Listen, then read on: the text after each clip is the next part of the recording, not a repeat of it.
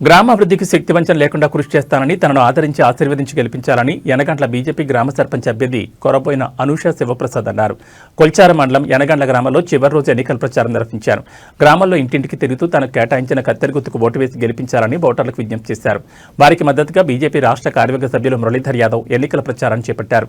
ఈ సందర్భంగా వారు మాట్లాడుతూ కొరబోయిన అనూష శివప్రసాద్ గ్రామాభివృద్ధి కోసం మేనిఫెస్టో తయారు చేయడం అభినందనీయమని, తాను గెలిచిన వెంటనే గ్రామంలో చేపట్టే పనులను తెలిపారు. ప్రతి సంవత్సరం 10వ తరగతిలో మొదటి స్థానం వచ్చిన వారికి 10,000 రూపాయలు, ద్వితీయ స్థానానికి 5,000 రూపాయలు బహుమతిగా అందజేస్తామని తెలిపారు.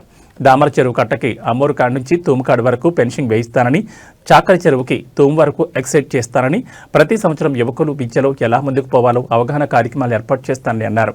అలాగే గ్రామంలో ఛత్రపతి శివాజీ మహారాజ్ విగ్రహానికి ఏర్పాటు, దుంపలకుంట నుండి యనగండ్ల వరకు విద్యుత్ దీపాల ఏర్పాటు, యువకుల కోసం గ్రామంలో క్రీడా ప్రాంగణం ఏర్పాటు, హనుమాన్ టెంపుల్ చుట్టూ రీలింగ్ చేయిస్తానని అన్నారు.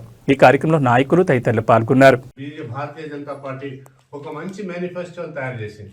మేనిఫెస్టోని చూసి చదువుకున్న యువకులందరూ కూడా వాళ్ళ ఇళ్లలో చెప్పి ఇట్లా గ్రామాభివృద్ధికి ప్రతి సంవత్సరం విద్యావంతులైన వాళ్ళకి ఆర్థిక సాయం చేయడం, అలాగే చెరువుకు సంబంధించి ప్రతి గ్రామం తిరుగుతుంటే ఊరంతా రోడ్లు లేవు, మోరీలు లేవు.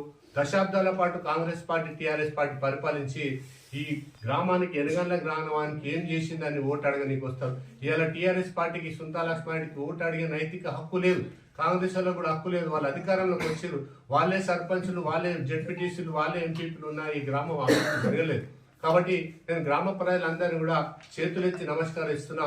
ఈ అనూష శివప్రసాద్ని గెలిపిస్తే నేను దగ్గరుండి